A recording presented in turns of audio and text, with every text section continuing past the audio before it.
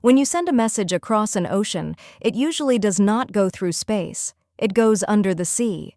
Your words may travel through thousands of kilometers of cable, as flashes of light inside fibers thinner than a strand of hair.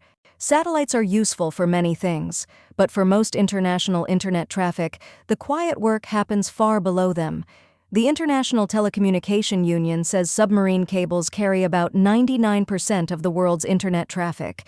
That includes video calls, cloud files, online payments, and the message you just sent. First, your phone sends data into a local network.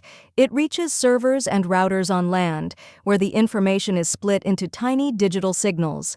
Those signals are encoded as pulses of light and sent into optical fibers. The message is no longer a sentence on a screen.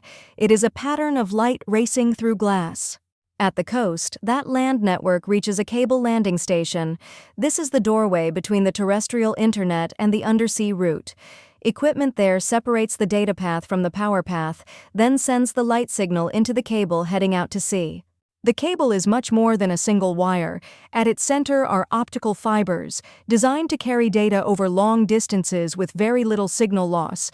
Around them are protective layers built for pressure, corrosion, and activity in the ocean environment. There is also a conductor that can deliver power to equipment far offshore.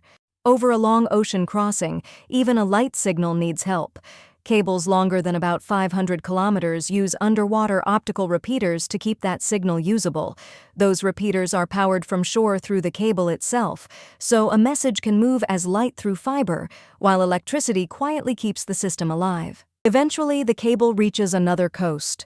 Another landing station receives the light, hands the data back to terrestrial networks, and sends it toward the servers, Wi-Fi router, and phone at the other end. In moments, an ocean becomes one hidden link in the journey.